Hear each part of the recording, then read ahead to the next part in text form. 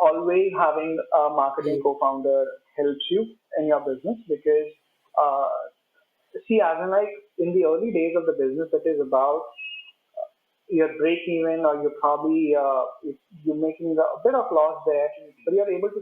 So for you to actually get those opportunities, you need to stay in the business, and that will only happen when your cash counter is ticking. Okay, when you're actually getting those sales, the touching sounds, or probably at least on Amazon or Flipkart. So I suggest there are always two ways about it. As soon as you actually see the problem, one thing is just go and sleep. Okay. If you so so if this is basically a new problem and you have no idea how to solve this, go and sleep. Okay. You this is going to actually work really well because now when you're fresh, you will be able to actually deal the problem in a different way with a different Right. attitude altogether. Today, whatever I am, it's all about it's just because of media buying. The media buying has taught me so many things, and for one reason that I'm able to actually do whatever I'm doing in my life, both professionally and personally.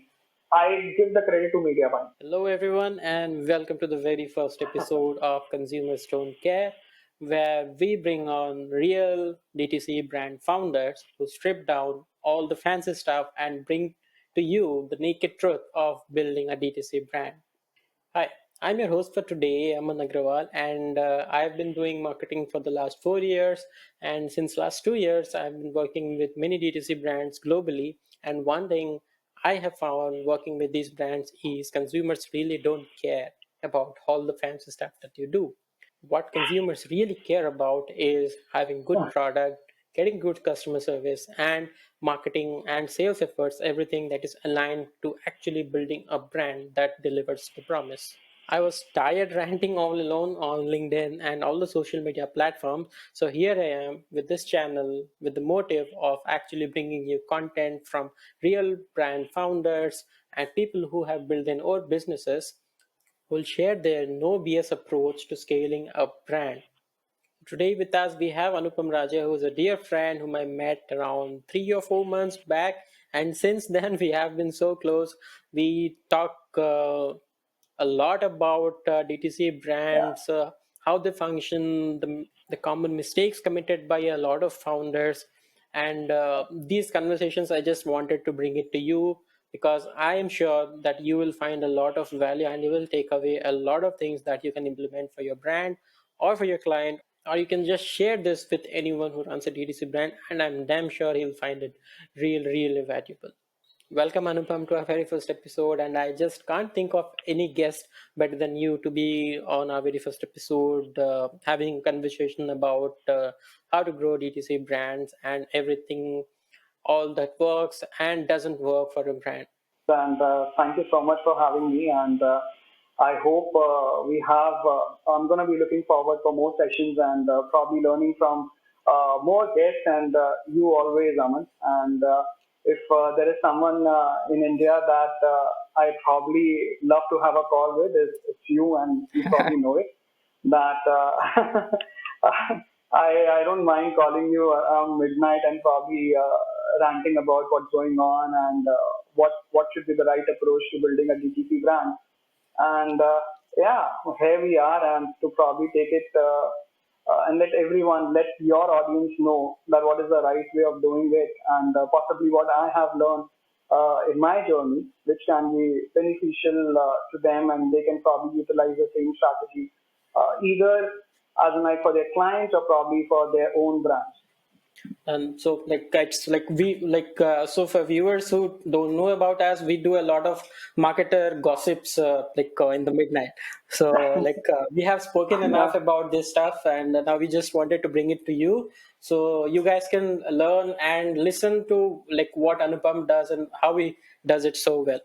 So to start with, Anupam, I'll directly dive into your experience as a brand founder. So I know you have been in this industry for quite a long time. So it's been, I think, not if I'm not Hmm. wrong, it's more than 15, 20 years. I started off with digital marketing roughly around Yeah. 2012.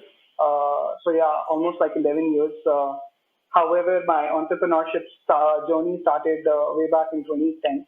I I co-founded a company called Accelerate and have taken a exit from that business in October 2022. So that's doing very well. And I have my agency that you already mentioned. And with all the learning that I had over the years, I started utilizing and actually growing my own brand. And earlier I was doing it for my clients. That's amazing. And like just hearing about the entrepreneurship journey, which is like so long, I feel I feel I'm too early. So I like throw up a lot of times saying ki, this is not going to work, or like I'm in it for like too long and it's still not working, like or some other stuff. But looking at your journey, I can understand like this is a long game. This is a long game for sure. Okay. So so So yeah, I guess Aman, I have changed in terms of my thought process. Earlier thought process was quick wins, and today the thought process is pretty long term. So it is basically a blueprint that I have in my head. Of course, we have put it in paper as well, and we just need to ensure that every day we are actually we are marching towards that goal. And we just need to ensure we need to keep on seeing what we've been achieving on day-to-day basis. So it's a long-term game. It's certainly a couple of years down the line that always we plan for, but the planning is always reversed in terms of what needs to be done on a 6 month basis, quarterly basis, monthly basis, weekly basis, fortnight basis. So everything is planned really well, and we just need to actually see if it is that's happening. amazing. So Anupam, just Yeah. I'll take you back to the day when Mm. you just shipped your first product. I assume you must have packed it with your own hands, or some like someone in your house, and just shipped it out, like send it to your first customer. So like just describe us the feeling of it. Like what does it feel like? So it was 5th of March last year. I was actually coming out of a movie, and finally that Shopify touching sound came in, and and my family was around, so I told them, "Hey, I got my first sale. I know which product it is. I can just go back and probably I know the product. I know every single thing." And it was basically a COD order. And then I called my co-founder. Hey, we got our first order. Uh, and then, as in like after that first order, there were three more order which came in, and then I said, "Wow." That's how we started. And the next day, so what I did was I actually had the packaging guy, and I actually called them from an agency. We put it on social media that we are hiring a packaging guy, and then all these people came in for interview. We recorded their session in terms of how they are packaging. They do they know कैसे करना है, all of that stuff. And फिर उसके बाद next day I went to the office pretty as in like motivated कि अब ये जाना है ship होना है. And then because I haven't done e-commerce, which is back end of e-commerce, uh, so ship rocket integrations, all of that, how to actually get that label done, all of that started happening, and then we shipped our first order. खुद से packing करते हुए देखा, packing खुद से नहीं करी थी, बट हाँ वो थैंक यू कोड कार्ड जा रहा है, वो सब चीजें, all of that, yeah. So yeah, just Yeah. doing it. Like I can feel I can feel the like the kaching sound.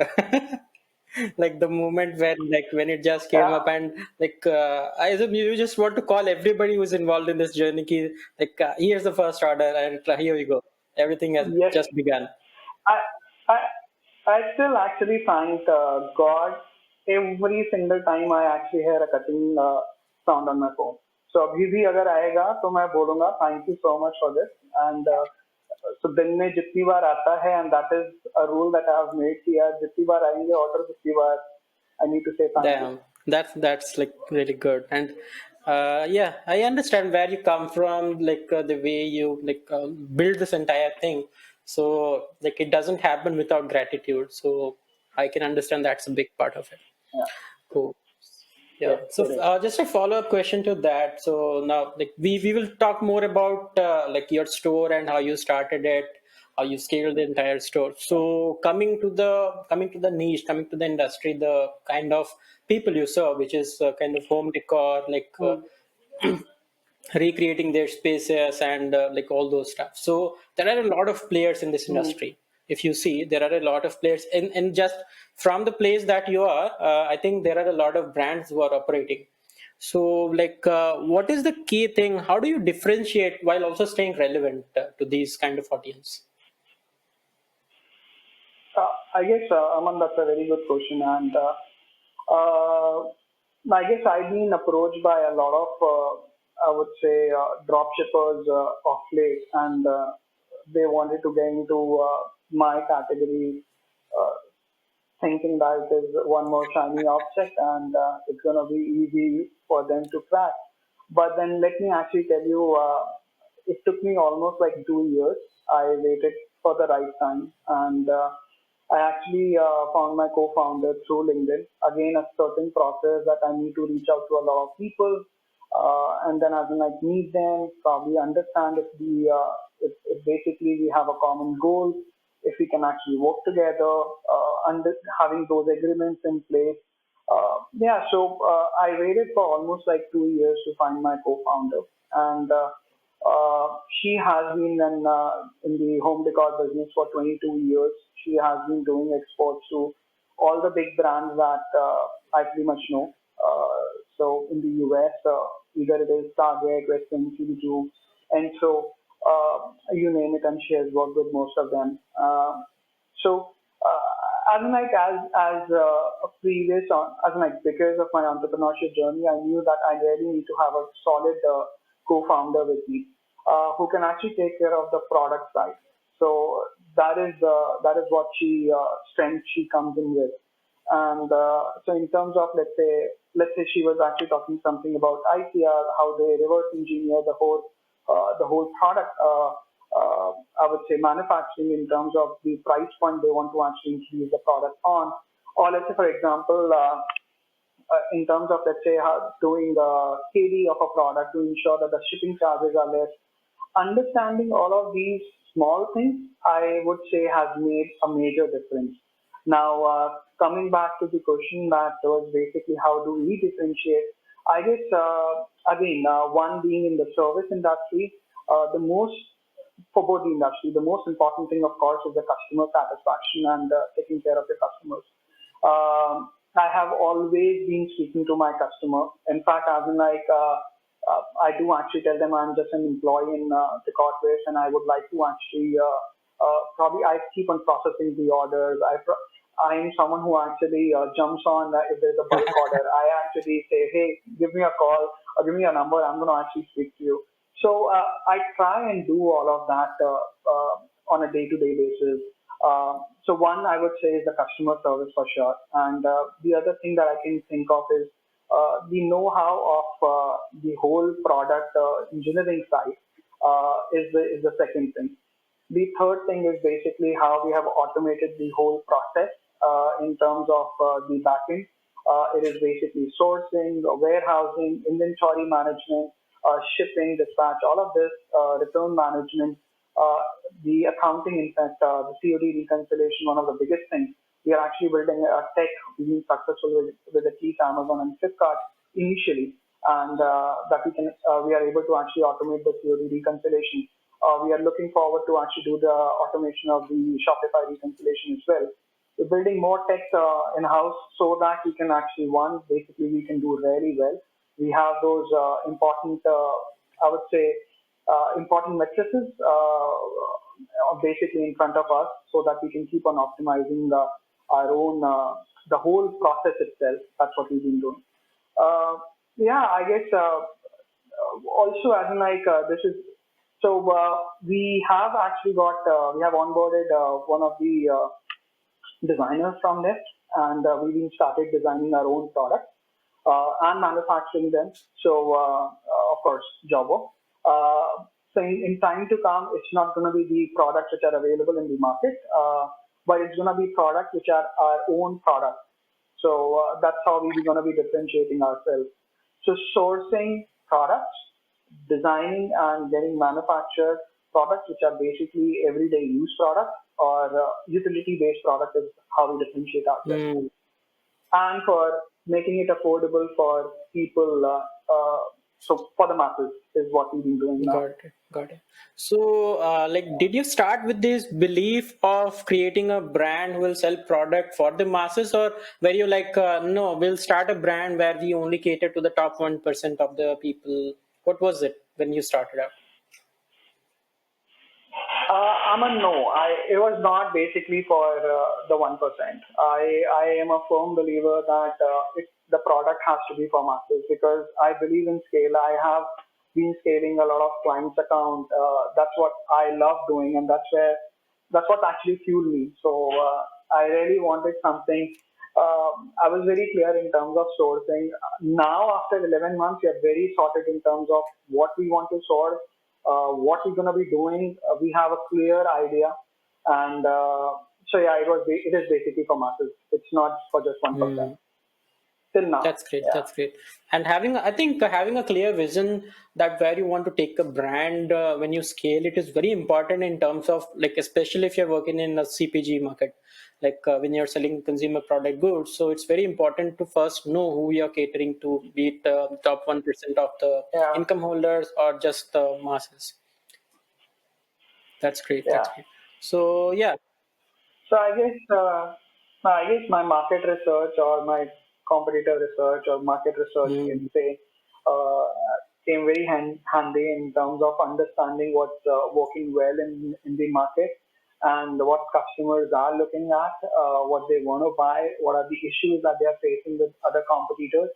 Uh, so I guess as in like that's one thing that as in like when we talk about marketing, the first thing which comes to our mind is basically understanding where is the gap, or what from where my customer is buying and what issues they are facing, and that is something that we did.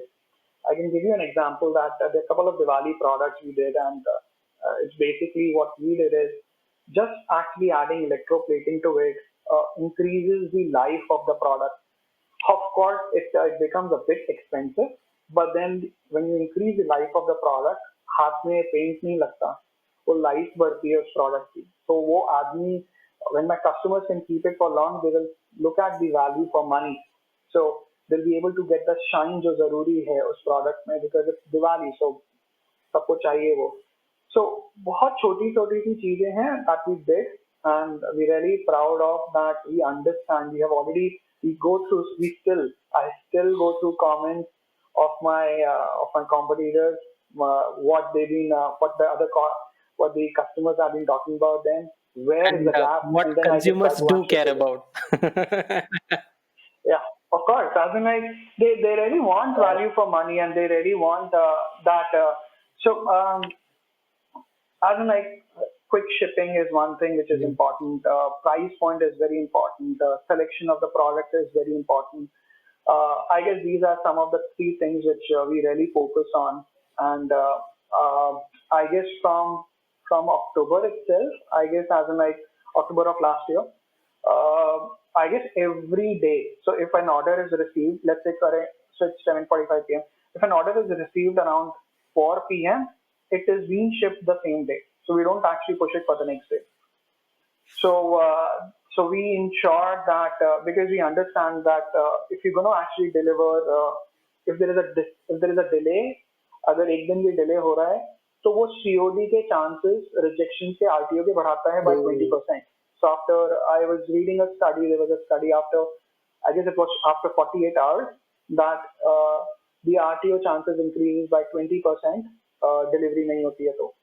So we just try and ship every day. that's amazing. So, in short, if I say, in between, many brands who are doing the same thing that you are doing, just the way you operate, like from the beginning till the end, the research process to start with, then the Correct. product, and like the hardcore mentality of shipping the products in the right time, and actually like understanding what consumers do care about.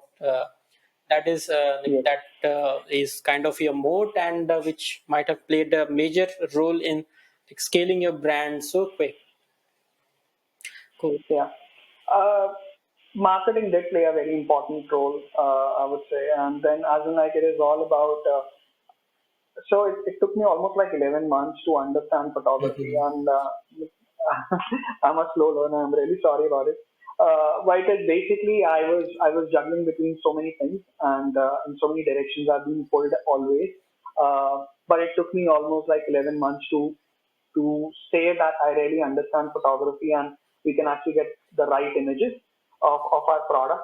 So to present it in a very different way to our customers so that they can see, we always try to actually get videos of our product so that they can see it. We try to actually go live if they want to see the actual product, which does decreases the RTO on basically an order.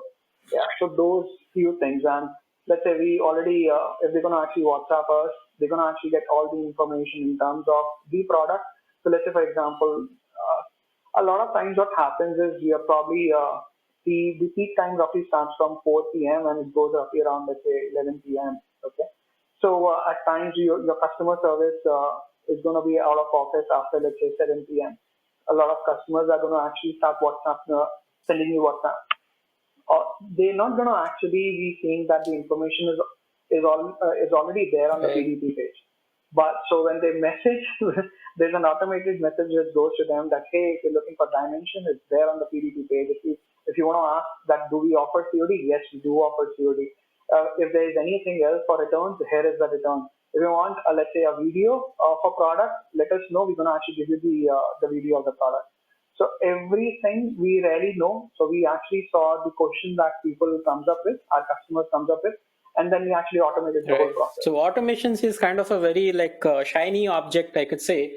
Like brand owners, they try like not just brand owners. I won't say it's their fault or something, but it's just flying around social media. Key like automate this and automate that and automate this.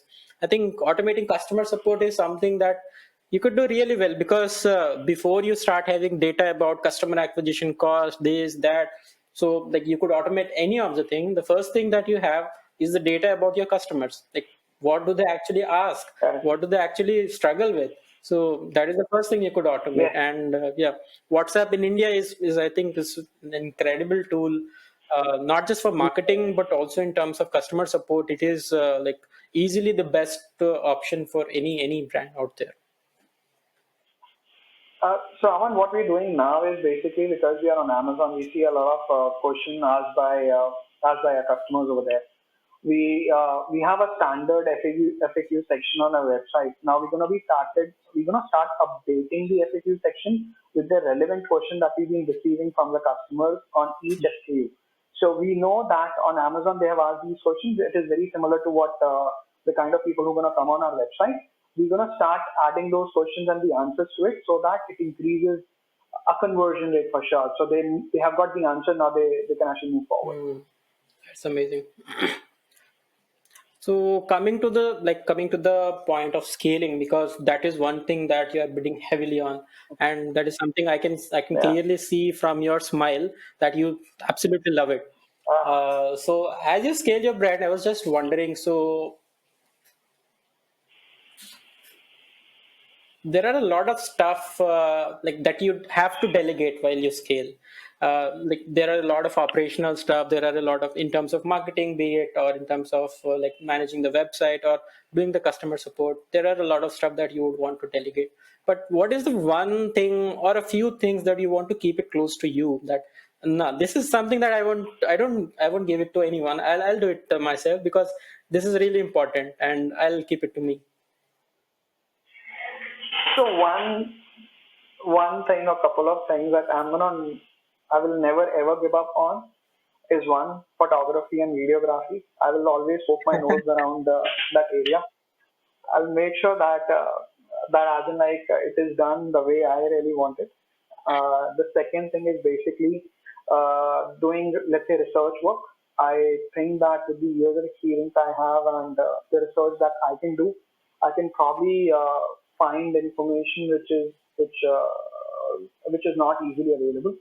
I would always keep on doing that. Not probably it's not just for DecorTwist, but I do it for clients as well.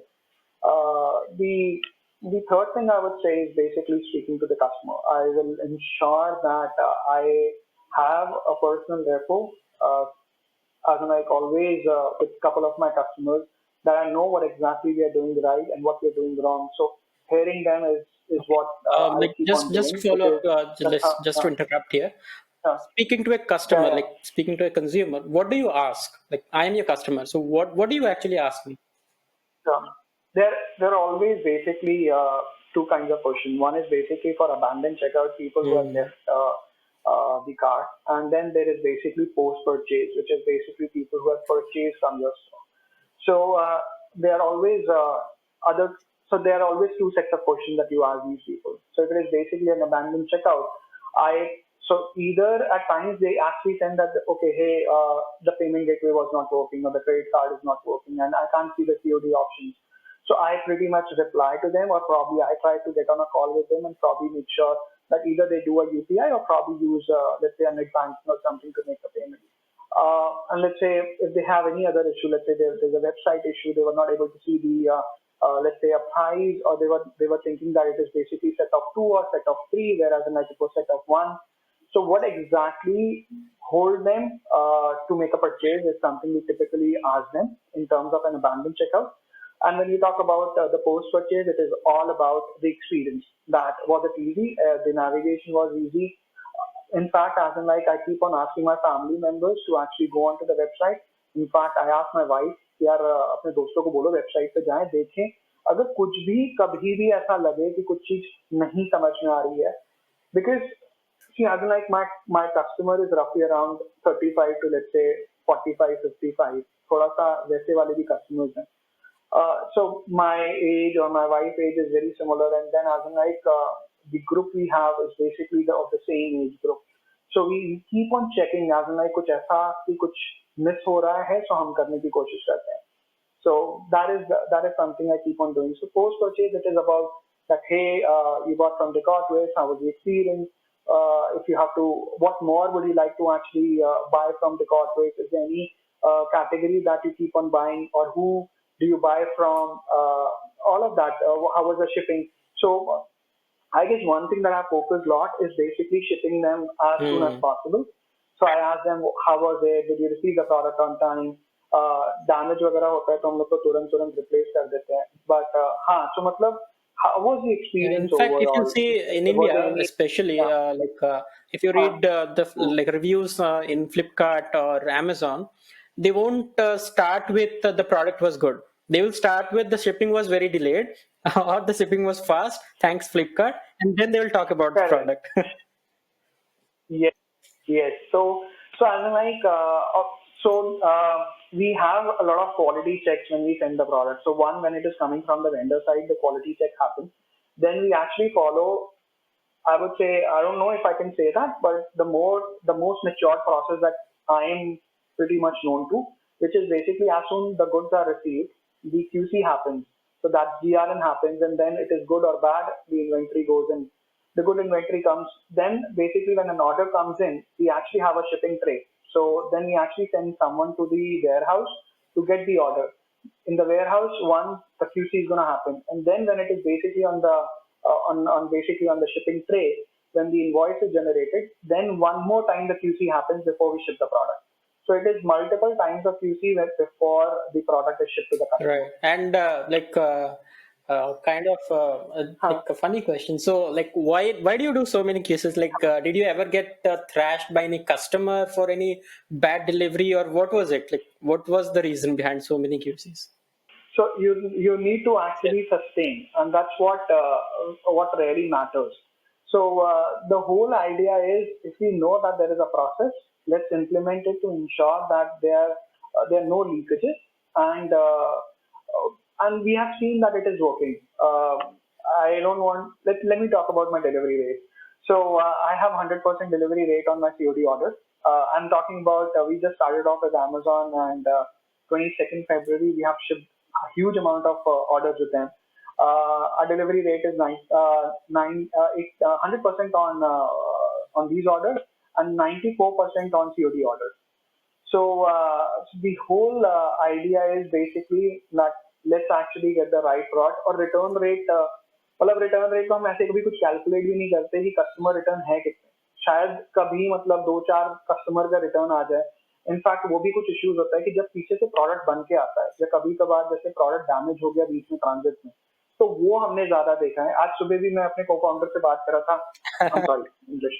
So I was actually speaking to my co-founder, and as in like we were discussing about the issues for last week, and then we identified that there are hardly, let's say, customer returns or issues from the Wow. customer side.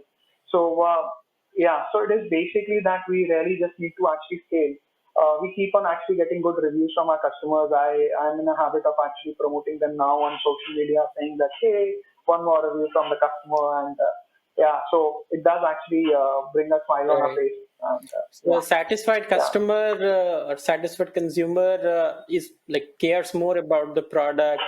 Of course, like if I am a consumer, if I'm paying for something, then I would try to make sure that the product I receive is not damaged or it mm, is properly like quality checked. And in the business terms also, like coming to the fact that there are like RTO plays a major role in Indian e-commerce because it is such a big country correct, and the locations are so diverse with so many different kind of delivery partners. So I think quality control is something that is also cost effective in terms of, in the long term it's very effective for the business. Like reducing the RTO hundred is, I percent think it's a huge challenge for brands in India. So I think yeah, quality control is correct. the like good way to go ahead. So delivery हो गई है, delivery happens and then you're not able, if you are able to, if the customer is going to return the product, it doesn't make Mm, sense at all. I guess you should not even promote that product, or you should stop doing that because it mm, doesn't make sense. There's so much of cost involved in terms of forward shipment and reverse shipment that you're just going to actually make a huge loss on that. So no point doing it. yeah, that's interesting. Yeah, Cool. So, like, I know you run an agency on the side, which is also going pretty well. You told me on the last call, yeah. so it's going pretty well. So, what are the benefits your DTC brand derives from your marketing and agency? Uh, So, Aman, I guess it is just not the agency which I'm gonna give the uh, a major share which of the success that we are actually enjoying at the moment. But I guess it is basically of my past as well. So I'm not gonna go completely. I'm really sorry. Yeah. Okay. Yeah, I guess we're we back. will see that. Uh, so, like, I started doing some kind of Adobe Photoshop work in 1999, and even that has been actually helping me in putting how the text should be, how the color should be. In fact, when my photographer comes in and we actually have a debate, I tell them, no, this is not center line. No, this is basically there is an issue in terms of color. Saturation is not there. I need more brightness. So I guess as in like now when I actually look back and I connect the dots, I guess it was all being it all started Mm, long back in terms of in terms of um, in terms of my nurturing, in terms of how my development, in terms of what I learned. It happened. It has been coming from very. It's coming from 1999 for sure. So now, when you talk just about the agency, I guess of course agency helped me in terms of having the right sets of people in my team. In terms of I'm been actually working so hard in terms of getting the processes in place for my agency that, and because I have to make sure that it works without me for my clients, and my colleagues are able to deliver it for my clients. I guess my colleagues know what exactly I want, and it's just not like putting in an ASC campaign, ASC first campaign, or it's just basically as in like just cost cap campaigns, or probably how much you need to spend on remarketing. I don't have to tell them anything now. They pretty much have a sorted process in place. We so as I mentioned, I actually worked a lot on my photography skills and honing them for a long time. That actually helped me because I always have that interest in the creative side. So yeah, that worked well. Google, email marketing, setting up all these flows, understanding, I would say conversion rate optimization, because our conversion when we started off was not that great. I guess we enjoy a great conversion rate today, and yeah, so We actually have a great returning customer now. So we really enjoy all of that, and it happens because we pretty much understand all of that. We actually have a high LTV as well. So yeah, all of this comes from my agency side and with my experience with digital Right. marketing So, like, as we and the already performance touched upon marketing. these Yeah. points, how important do you think it's like for a founder to understand every aspect of the business? I meet some founders who are like, I know a bit about Facebook ads, but I don't fully understand this. So you look like you take it away, you do it yourself. But I know a bit about Facebook, and I have read a couple of LinkedIn posts. So I think that is actually Mhm. detrimental in in the opposite way, because you don't Yes. actually know what marketing is, and you just read some posts on LinkedIn, or you come across a YouTube video which says you can spend 1 rupee and get 4 rupee in return. That is what marketing is. That is what Facebook ads is. So that's detrimental. So on the other side, how important it is for a founder to understand the basics of almost every aspect of the business. I guess, Aman, when you're doing DTC or when you're doing e-commerce, you really need to actually have a great understanding about it. Your job doesn't end just by sourcing the product or probably how good your product is. But I guess your job starts after that, which is basically how do you market it? Because maybe your product is unique, but you don't really do not know how to market it. You're gone. You will not even start. But so at least as in like if you have a great product and basically you're an average marketer, that would work well. But of course, if you have a combination of sourcing the product or a great product and a great marketing, you will really fly. So I guess with us, at DecorTwist, I guess I have a co-founder who's well versed in terms of product manufacturing engineering, and I probably comes on the other side in terms of performance marketing and in terms of knowing the unit of economics and probably a bit of tech that I pretty much I understand a bit. So yeah, so all of So, that. what do you think if there's a founder who want to start a business, the supply Hmm. chain, the Hmm. product development, everything is checked, but the marketing is not checked. So, Hmm. is it getting a marketing co-founder is very important, or does an employee or an agency who handles the marketing part is good enough? I I run an agency, so I need to be very cautious answering this. Uh, I would say always having a marketing Mm. co-founder helps you in your business because uh, see, as in like in the early days of the business, it is about your break even or you're probably you're making a bit of loss there, but you're able to sustain. Uh, so there's one thing that my elders told me that it is all about how long you stay in the Mm. business. And I have seen that personally, as in like in my previous journey, as in like the profit came pretty late in terms of the business. But if I would have actually taken an exit from that business, that business would not have Right. flourished so much. Okay, because see, it's almost like the business is going to find its own. The business is always going to grow. The business is going to find different ways or opportunities. So I suggest, so I have not been an Amazon guy, honestly. I have not worked on e-commerce platforms. But after 12 years, I actually got onto Amazon. I learned most of the things in 45 days. Now I can probably have a debate or probably I can actually speak to any Amazon PPC guy or AMS guy. And I've been doing that and I love that. That at least I have actually learned it. But yeah, so I would say that, of course, you or probably you need to have an agency who understand this, who have done it on their own. See, Aman, I'll be very honest because there's so many variables when you're running a DTC brand. It is just not about the front end. Trust me, the front end is a very small part of it, which is basically, of course, as like there's so many variables on the front end also that we can talk about, and probably this conversation is going to be, we will not end that conversation. So we do not start talking about creative, CRO, retention marketing, and all of that. Of course, that's the front end. But when you're going to talk about the back end, which is basically your vendor, your shipping company, your basically how you manage your warehouse, how you manage your Right. inventory, as in like the packaging, how do you optimize on those important variables plays the most important role. I will say that at least front end, you can manage at times, as in like if you have a good agency, but back end is something that you really need to learn. So profit optimization, product optimization, you really need to know where you're making money, where you are actually making losses.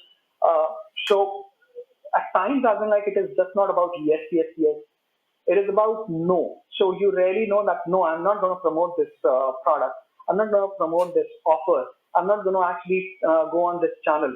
So the no actually play a very important role, and that will only be you will only know that no when you actually have someone on your side, either an agency who knows this or probably your co-founder from the marketing side. Understood. Yeah, I think that's pretty important. Yeah. Coming to my next question. So now you're scaling like to the moon, as we say, as like the market is has a saying, scale to the moon. So as you're scaling to the moon, what is the one thing that maybe keeps you up at nights? That yeah, like I'm scaling my business, but this is not one mistake that I want to commit. Like I'm doing everything, almost everything right currently, but as things as the storm starts coming, as we start getting into bigger waves, then I think this is not something, this is not a mistake that I want to commit as I scale my brand.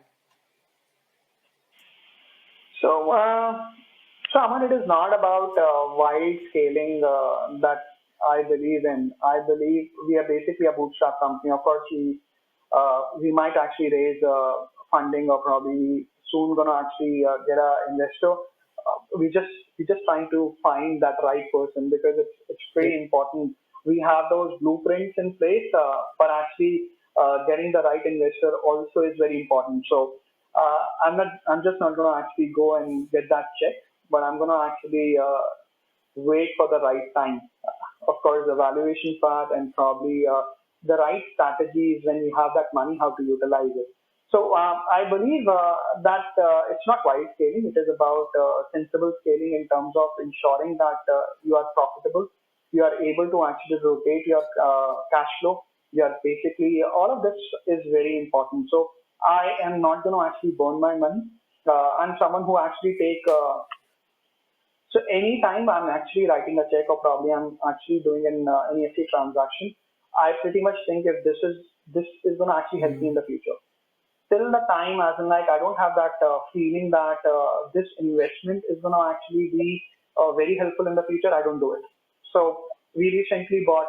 I'm going to be. So this is happiness for me.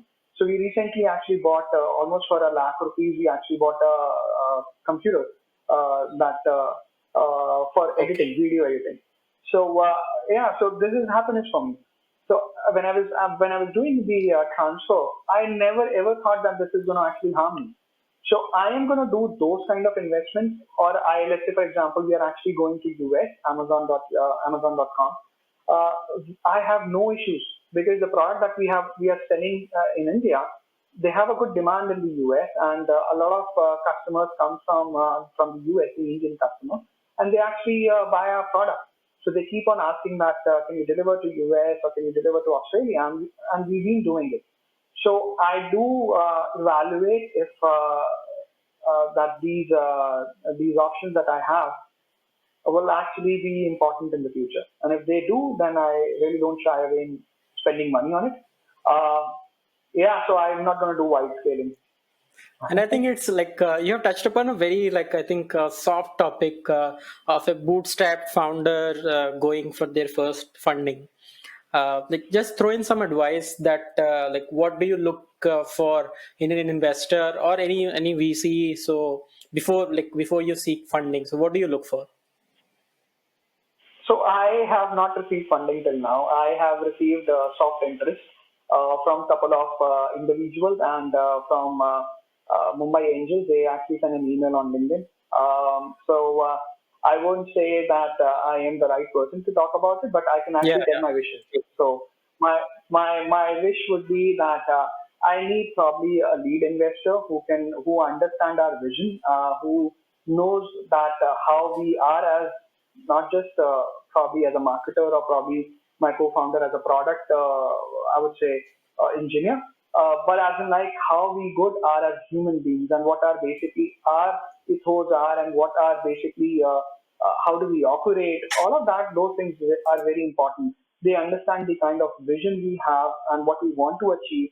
And in fact, he comes in as a friend rather than just an investor, is what we're looking at. So he believes in us because see, as in like I believe, I think that for a company to actually be successful, the co-founder needs to have a lot of motivation themselves. It's not it is basically internal motivation, not external motivation. So both of us are very internally motivated in terms of achieving and making it big. So yeah, understanding and probably betting on us is as a friend is what we're gonna look at. I lost your voice. I'm sorry. Yep, I'm audible. Yeah. Yeah, so I was saying, Yeah. like, as a bootstrap company, it's very like important that like it's your baby. You have grown it like from zero to like 100, or it's like 0 to 80 Huh. in a matter of few months, and now you're seeking someone else. Someone else is going to join the family and like work with you every Yeah. single day. But like even like every decision you take from here on will have some of the other inputs from that person. So I think it's really important for a bootstrap founder to understand where he seeks investment from. Correct. It is very important. It is almost like choosing your co-founder, and the second most important thing is basically from whom you are taking the Right. investment. Okay, coming to my next point. Aman, I want to probably add Yeah, yeah, one sure, more thing please. there. So there are two kind of decisions. One is basically reverse, as in like decisions which can be reversed, and there's one decision which you can't reverse. So decisions like shareholding pattern, decisions like probably getting an investor, decision like probably choosing the name of the company. Uh, these are irreversible Hmm. decisions. And these are the decisions that you really need to actually spend a lot of time uh, and probably think a lot before you actually make those decisions because you can't reverse them. On the other side, there are basically irreversible decisions. For example, a packaging, or probably as in like launching a product, or probably hiring an employee. These are basically things that you can probably reverse. Okay, so I would suggest that fellow entrepreneurs or agency owners or anyone, if you're making a decision, put that into a category. That what is the kind of decision I'm making and where you need to spend more time. Okay. So you will always know where you need to spend more time. Right. And I think it's very important to also understand which decision is more important and where you actually have to spend time and where you actually can like slack off a bit. Okay, like this works. Okay, it's okay. If the guy is like 80 on like 8 out of 10, also we can like get away with him. We can just hire him and train him. But there are some like Correct. investment decisions and like whom to hire, like whom to take on board as an investor, or some other decisions where you need to spend some more time. Yeah. True. Okay. Tell me something about how do you deal with like such a like huge variety of products, or like I think it's around 700 or some SKUs in your store, if I'm not wrong. How do you deal with it? Because it's like I very different from a store. The way you guys operate. So I have worked with some brands with like such large SKUs, and the marketing itself is a challenge. Like it's very different from how you market a store with three products. I understand only the marketing side of things. Tell me the like back end of things. How do you do that? so I don't know if this sounds very intelligent of me to actually choose home decor as a niche or probably get into so many SKUs. But then yeah, I love home decor. I love what I'm doing. I am very passionate about it. It doesn't look a lot of work to me at times. However, as in like when you're gonna go on the operational level, certainly managing let's say three SKUs and managing we have currently 400 plus SKUs and we're launching 70 more. We plan to launch 500 Wow. more SKUs, but now, so I guess as a marketer, I'm sure everyone knows vertical scaling and horizontal scaling. So when I started off, we started off DecorTwist. We actually got some success, uh, and basically the only thought was basically scale, scale, scale. So instead of probably scaling and testing new things, we actually scaled onto what was working for us. And then we started scaling, we got more products, we started scaling, we got more products. Of course, as in like managing the inventory of these products is basically a humongous task. I have a WMS in place. I use Unicommerce, to be honest. And we actually follow the right process in terms of with vendors. So we are sorted in terms of generating a PO, getting the good review, which is GRN, and then actually doing the QC, then actually putting it on a shelf, barcoding, every single thing is pretty much sorted for us till the shipping. Now the back end is sorted that way, and now when we're going to talk about the marketing, it is all about, let's say when there is a new launch, now that comes the photography part. So the photography, we really need to actually get a huge presentation in terms of how we want to style the product, how we want to do the videos of these products, every single thing. The PPTs every time when we are launching the product. Uh, so I guess I just mixed. So before that, it is basically sourcing of the product as well.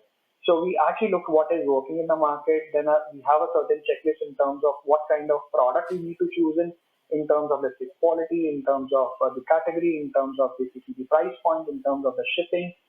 So all of that, and then we actually source that product. Then the photography happens, and then the marketing part. Now, in terms of the marketing part, we keep on testing these products, and making their own campaign, ABO, and all of that. Or and as soon as we have, so we put them on Amazon as well because it is relatively easy to actually test a product on Amazon these days, and just run an ad on Amazon and try.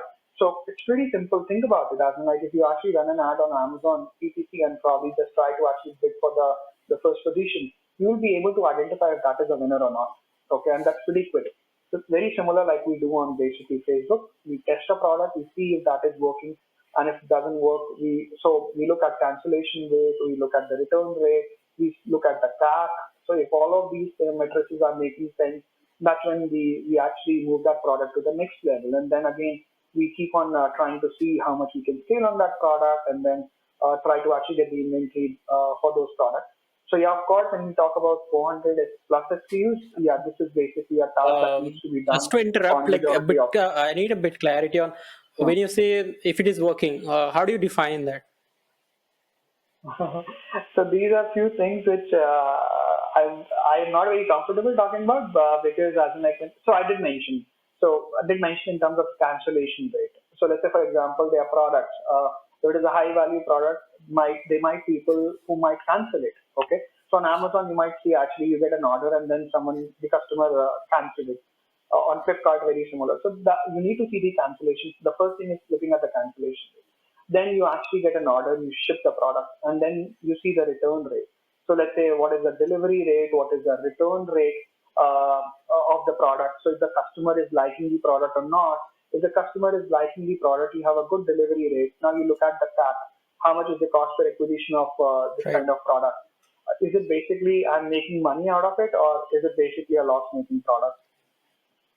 Is there anything I can do to improve or reduce the CAC or not? If I have options, if I have levers which I can pull in, if I can pull and probably reduce the CAC, then that product works for me or it doesn't work for me.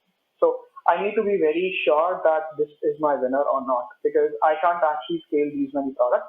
And there is always that there will be some kind of product who's gonna take every single day. They're gonna get you some sales, but they're not gonna be the fast movers.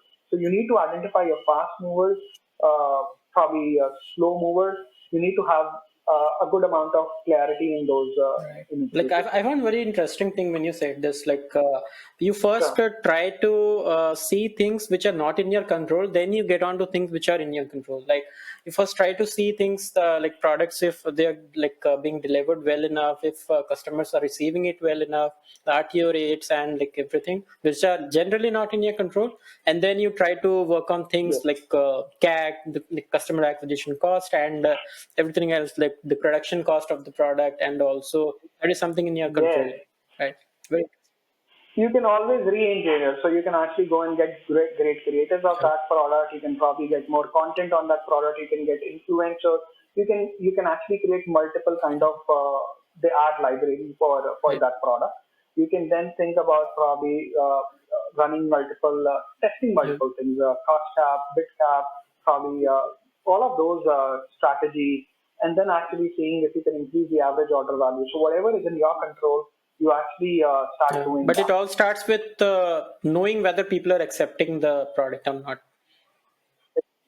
Exactly. So if so, let's say for example, if you're just actually pushing a product, that's not going to Mm. work actually because that is not well received Great. by the customer. So if your audience is receiving, if your audience is basically reciprocating for that product, you already know that there is some potential in Right. that product. So testing a Yeah. lot of stuff, consumer is the one who tells you whether it is working or not. So basically, data won't 100%. tell you whether it's a winner, but the consumer will tell you if it is a winner. Yeah, look at the reviews. So you will actually get some reviews. Speak to the customer. They will actually tell you how did they find the product, how did they perceive. So at times, as in like they might actually buy it from Facebook, but when they receive, they are disappointed with the product. So that shouldn't happen because you will not be able to scale that product. So if you're scaling that product, that has to be it has to be all the things that should be there in the product. That's when you can only scale, or otherwise it's not a Right. winner. So clear demarcation or clear understanding which is your winner is the most important thing. That's great. Yeah, I think it's it's Yeah. pretty obvious, but people tend to miss out on these stuff, and they like get deep down into numbers. What is the CAC? What is the conversion rate of this product? And like all that. First, most important thing we need to So when check you're is doing volume, yeah. So when you're doing volume, Aman, you can go back. So let's say, for example, this product has been well accepted by the customer. You can go back to your manufacturer and say, hey, instead of let's say 50 pieces, I'm gonna actually go for 500 pieces. How much you can reduce the cost? Okay. Now instead of giving me a credit line, I can actually give you an upfront payment. How much now can you reduce it? Okay. Now you go back to your shipping company. Instead of let's say doing $100 a day or $50 a day, I'm going to go for let's say $200 a day. How much can you reduce it? So you really need to then start working. You need to do reverse engineering. You need to go onto your that calculating the calculator. You need to start putting in data. See how can we further increase our profit margin on this product, and how much can you increase it? Because that margin is going to actually help you scale that. Because if you know and you accept that when you start scaling, the correct, CAC is going correct. to increase. Okay. So you need to have that Yeah, additional margin. You can't build an additional margin in it. If you're selling it for let's say 2,000 rupees, you can't actually make it 2,500 rupees because that's the price point which your customer has accepted.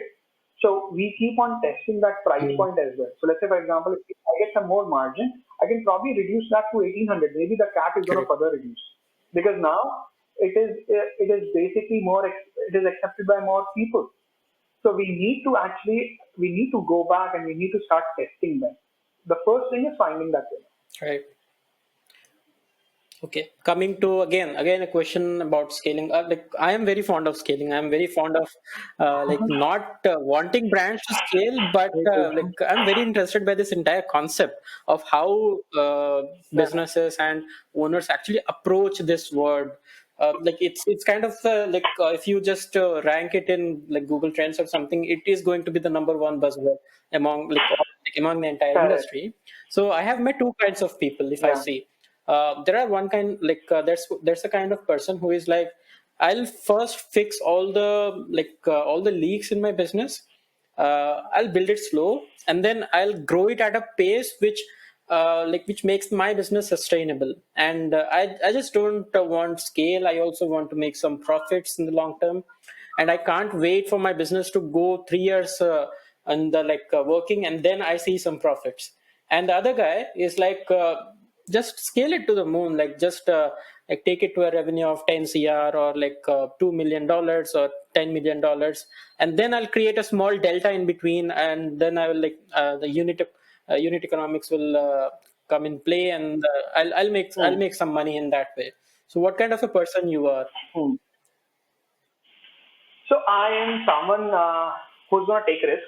I am someone who's gonna pay probably as in put my bet onto scaling something. I have done that with DecorTwist. I believe that as in scaling is very important because if you can't scale, uh, So let's say, for example, when you're starting off, you really need funds for Hmm. your operations. Okay, there will be a time. So let's consider you're doing, let's say, maybe a 1 CR in revenue, but your operation cost. So let's say your operation cost. How do we actually decide on an operation cost? Now, operation cost is basically how we do it internally. Is basically the number of orders. So let's say you have an operation cost of, let's say 2 lakh rupees on a monthly basis, and you have, let's say, 1,000 orders. That's going to be roughly around, I believe, 200 rupees per order. Now the operation cost is pretty high. Now, what if I could just increase that number of orders to, let's say, 3,000, or what if I increase the number of orders to, let's say, 5,000? That operation cost is going to go down, and then that is where the margin is. That's where the profit is. So you need to actually scale, because that scale only you will be able to have that negotiating power with your vendor. You will have that negotiating power with your shipping company. You will have that negotiating power with your packaging company. You will have that negotiating power with anyone in terms of, let's say, for example, even getting a kickback from any of your marketing channels. You need to have that scale.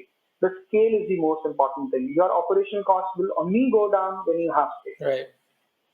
So I guess as in like not scaling a DTC brand is basically almost like you're just waiting for it's basically a flow debt, to be honest with you. Till the time you don't have huge margins in terms of each state. Like, does this mentality come from the fact that you have saw so many brands scaling? You have did this for your clients, and you know how, like, after a brand scales, then like I can fix those leaks. Does that come from that confidence of having the previous expertise? Yes, I would say, of course. As in like, in fact, we always have this discussion that from, let's say, a lakh rupees in revenue to, let's say, a 30L in revenue, how do we have scale? How we have actually scaled? Okay, and there's always like you're just actually taking a lot of chances. You're just actually betting that this will work. So yeah, I have always been confident that this will work, or if it doesn't work, no worries. Okay, I am gonna certainly look for more options. I'm gonna make more money, and then I will make sure it works. So I believe in that theory that so I'm gonna actually make decisions and make them work. It's basically pretty straightforward. So I will find the best answer at the best time. That let's say, for example, if there is a situation at the moment, I usually analyze the situation, and at times I do know what are the answers to it, because of course, one, I have done it for the other clients. The second, I have been connected in the community. I pretty much understand a lot of backing for other people. I am doing it myself now, so I have that access to the data, so that even I can do the analysis. My co-founder, because she has experience with it, she can actually tell me, hey, Anupam, you can just probably negotiate with the vendor by this percentage. But then if I know well beforehand that, let's say, if at this volume I can probably have 5% reduce in terms of the cost of the product, I will actually hit that, because that 5% is my profit. So I'm not going to leave that. I'm going to actually scale that product. So I actually do all those maths, and then actually that's when I scale. So that confidence has come from, of course, helping other people, and then I would say helping other Got people. it. And what would you say to a founder who is like, who's not like I agree. I come like I have saw some founders who are Hmm, like who start their brands not out of passion but out of hmm, necessity maybe. They have seen an hmm, opportunity and they have like jumped on the bandwagon. They just want to start.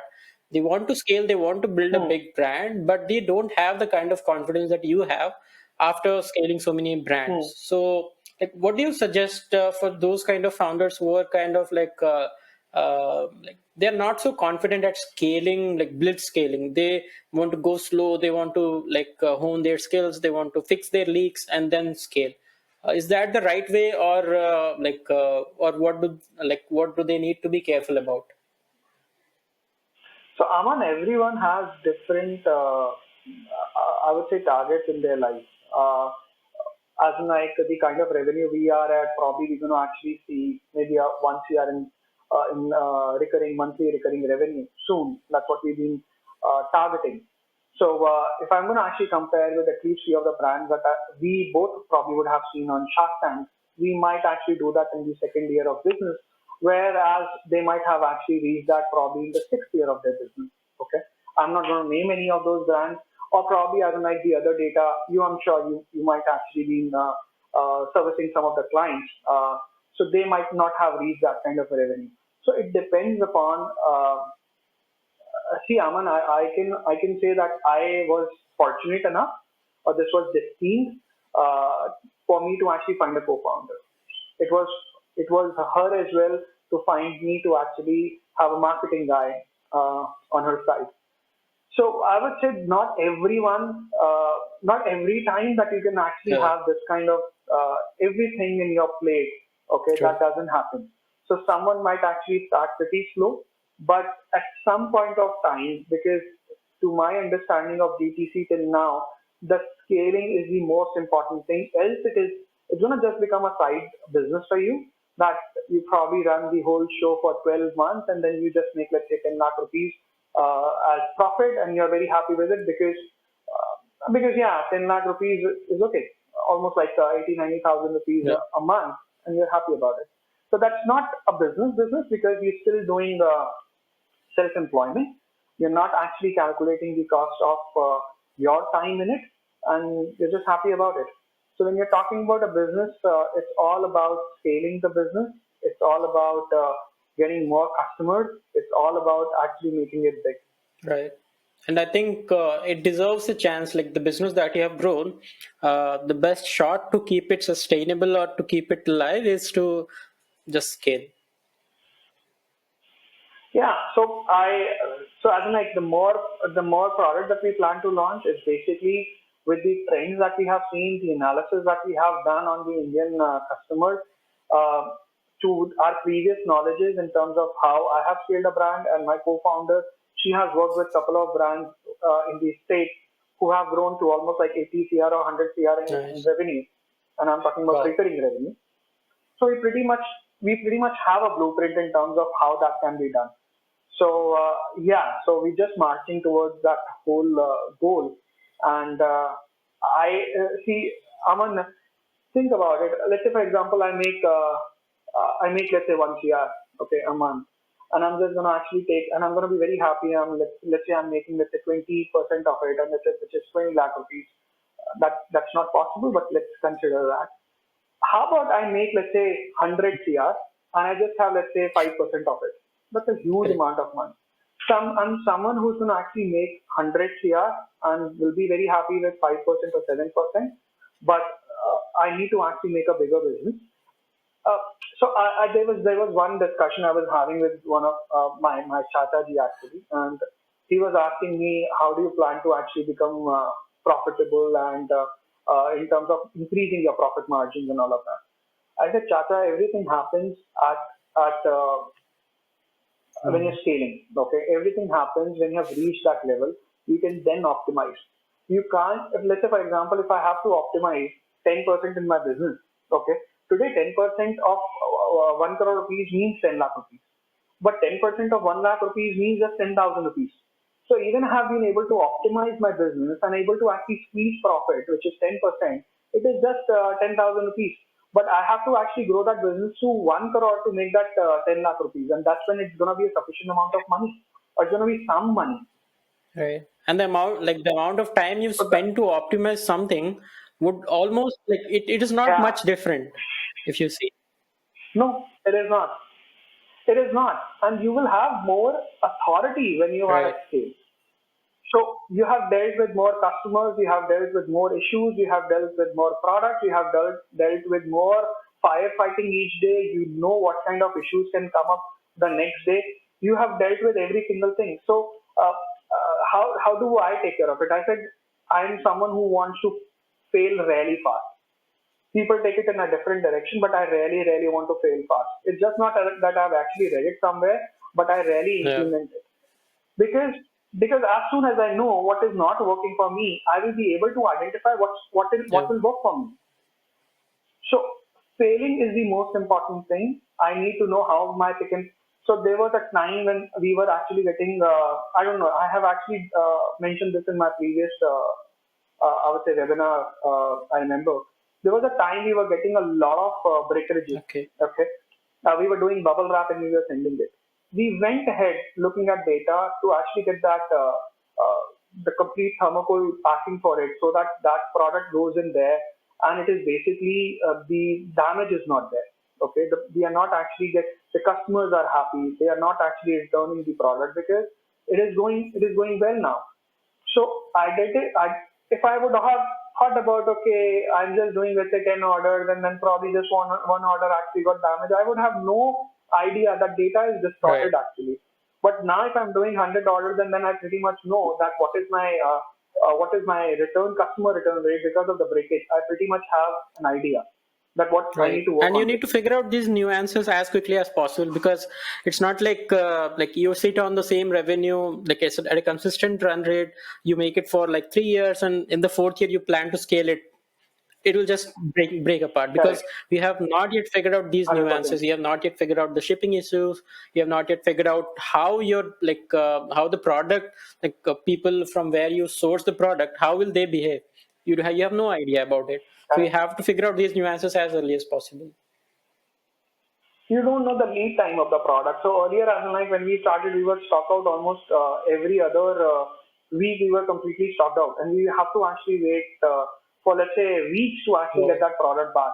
That's when we actually started thinking about doing inventory management in the right way of probably understanding what is the frequency of the product in terms of the order frequency, understanding how much is the lead time, and then putting a buffer to it so that we have at least on the winning product, we have that kind of inventory available Right. always for us. And what do you do when you do get stuck in some situations where, yeah, this is happening now? What do I do? I have not seen this situation anytime. So now, how do you solve it? Hmm. So where do you go? Do you ask someone, or what do you do? So there are always two ways about it. As soon as you actually see the problem, one thing is just go and sleep. Okay. If you so so if this is basically a new problem and you have no idea how to solve this, go and sleep. Okay. You this is going to actually work really well because now when you're fresh, you will be able to actually deal the problem in a different way with a different Right. attitude altogether. So when I see a problem, I try to actually don't think about the problem. I try to focus on the task that I have in hand. And when I'm done with all those, that's when I actually go and figure out that problem. That okay, now I change my approach. So it is almost like media. Trust me. Today, whatever I am, it's all about. It's just because of media buying. The media buying has taught me so many things, and for one reason that I'm able to actually do whatever I'm doing in my life, both professionally and personally. I give the credit to media buying because media buying says keep on testing, testing, testing. So let's say, for example, if I have a problem, I'm going to approach it with one test. I'm going to say test one. This is how I'm going to solve this problem. Now, if this works, where fair enough, or I'm going to know where I fell short of, and I'm going to actually prepare a second test. I'm going to actually resolve that problem. I know pretty much the second time or the third time, I'm going to actually fix it. Of course, the other avenues, which is basically taking consultation or probably trying to find, I do not hesitate. Trust me, in within this 11 months, even I am pretty much well connected with a lot of people in different channels. I have actually hired at least three consultants to actually help me with everything that I am not aware of, in case I'm not aware of. And I try to Sorry, I missed it. actually, Which consultant I was it?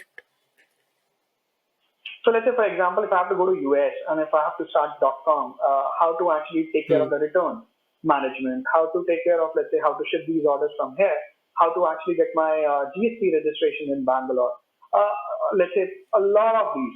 So I am not going to get into details of these, but then just understand things which Yeah. I'm not aware of. I actually hire a consultant. I put my money because I don't want to spend my 6 months just thinking that I'm going to actually solve this. Let's just put the money and probably learn it right now because time is the most Yeah. important thing. So in fact, I want to actually scale to a I want to actually get to scaling. I want to think about that. My so if I just wait for let's say 3 months and figure this out myself, my inventory is going to be Hmm. stuck. My people, my team, my operation cost is not going to go down. So all these levers that I need to play with, I just need to have control with this. So I just put my money. I say, okay, hey, I really need help with this. I think that you are an expert of this. And again, I am testing a lot of consultants. Finally, I believe I have got one consultant after three Wow. tests.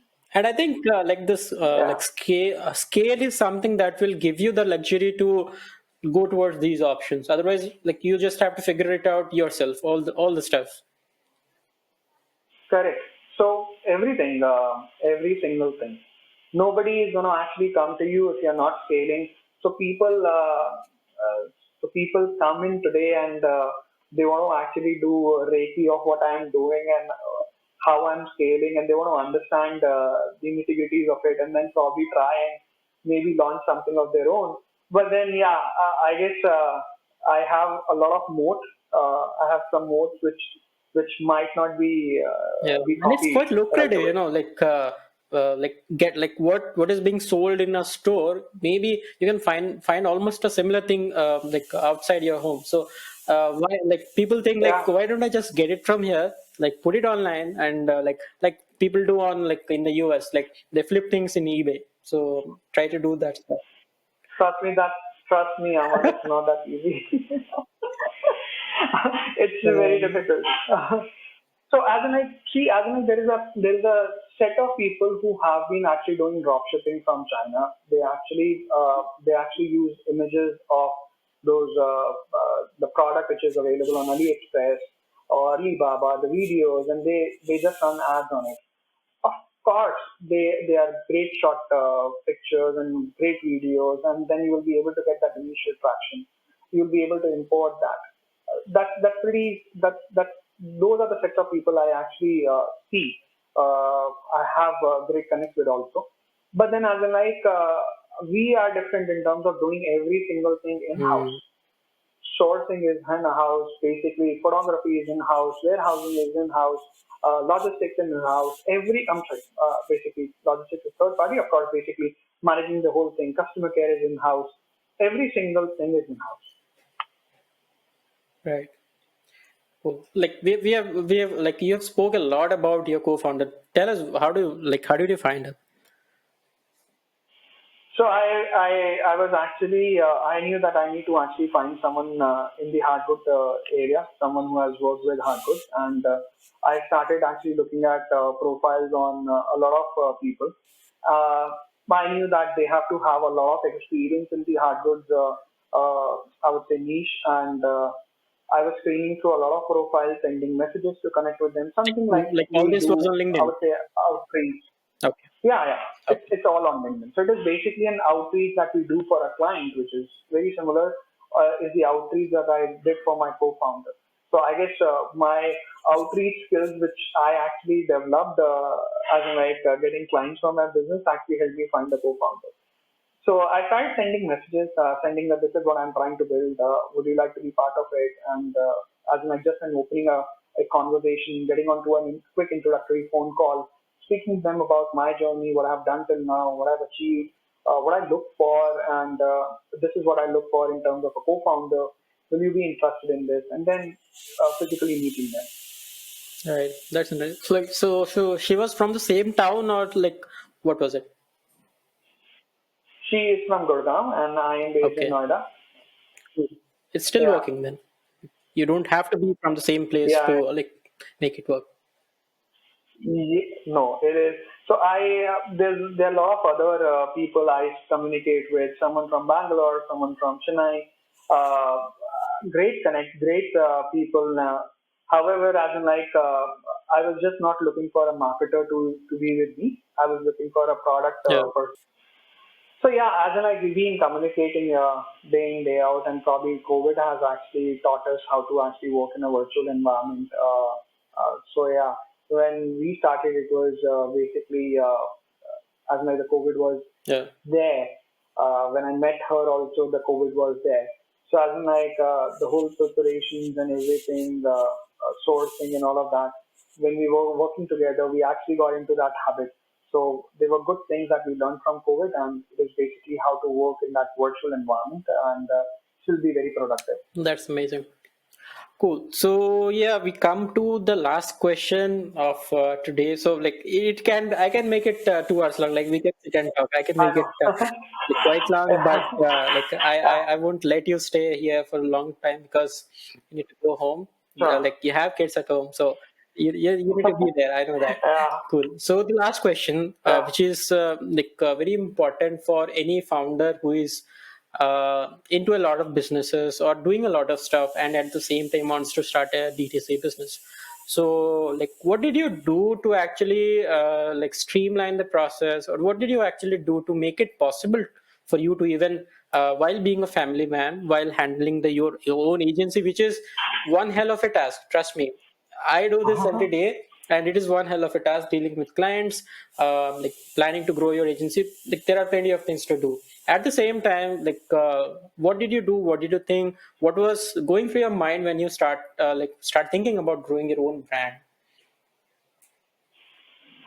Uh, I guess, Aman, to keep it pretty straight, I actually held a lot of brands, and when you're gonna look at the value chain, the obvious choice was either to become a channel which is Google or Facebook, or to become a brand owner.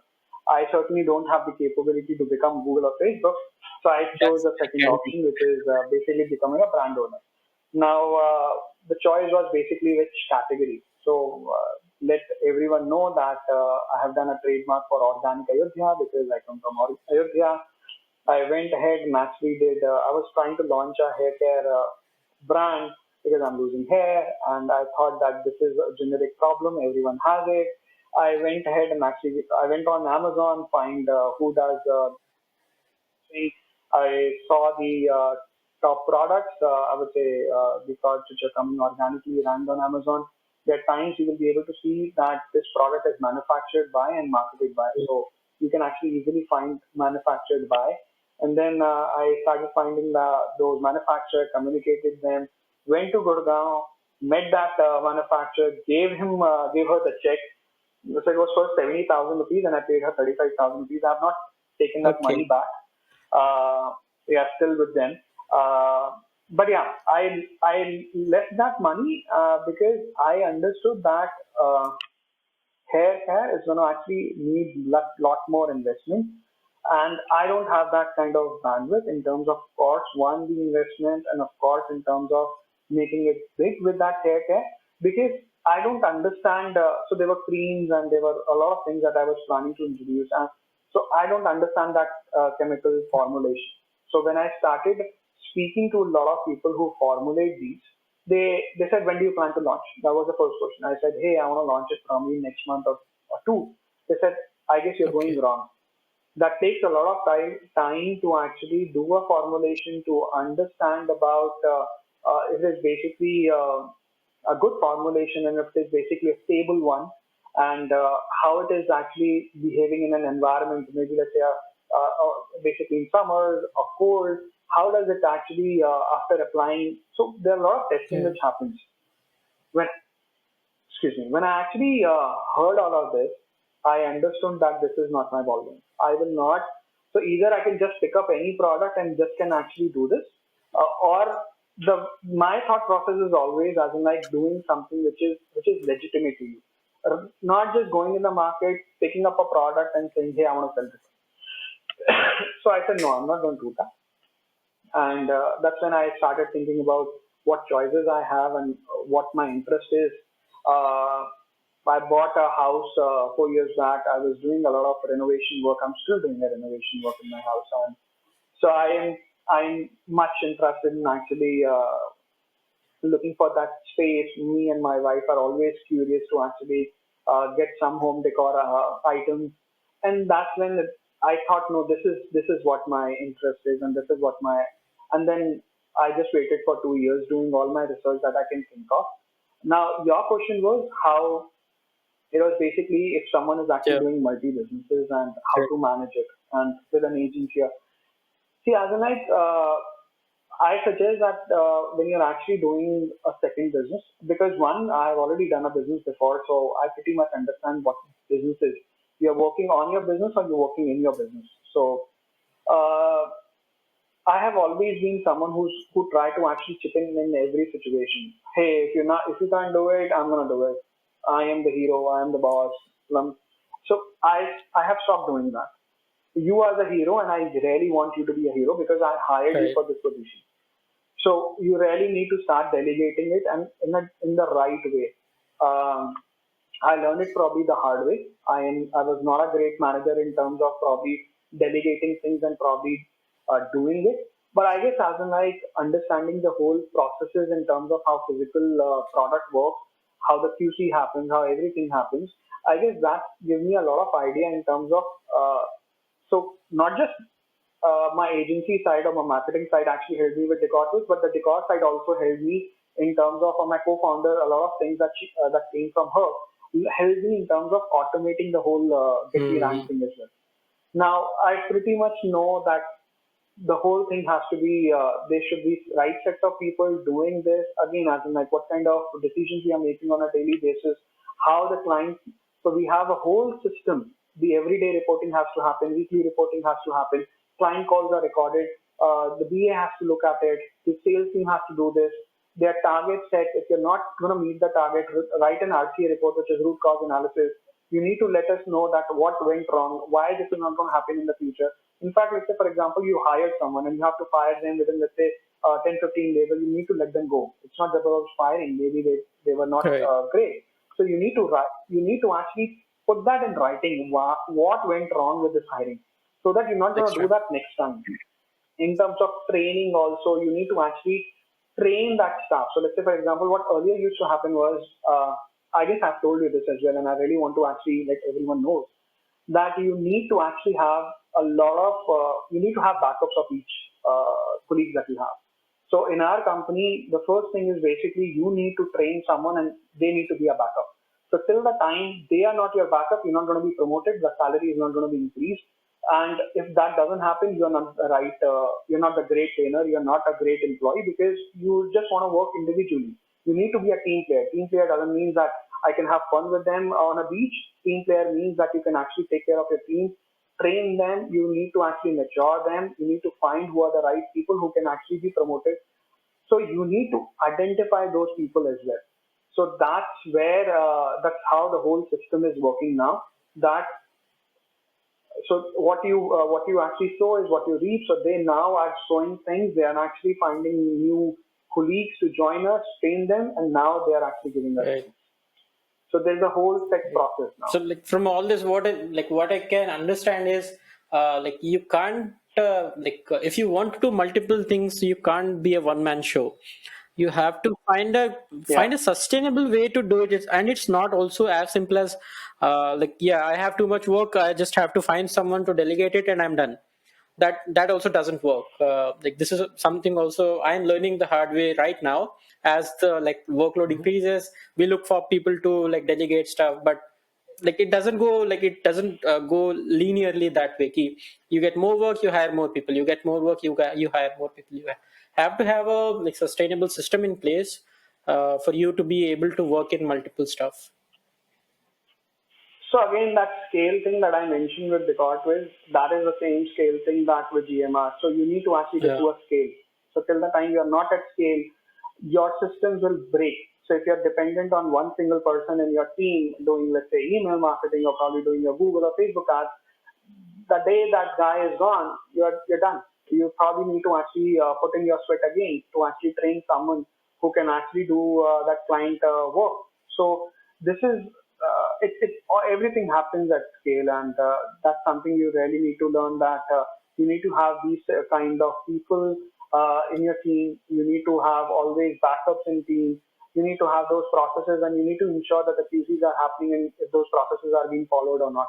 And here we reached to the end of this lovely conversation with Anupam. I definitely have learned a lot from him, and I hope so that you also have learned some of the other thing from this conversation.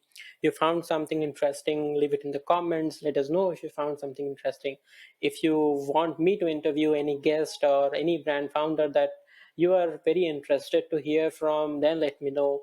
And if you love this conversation, just drop a like, subscribe to this channel, and share it with someone who will find it valuable too. This is me, Aman, signing off for today. See you in the next episode.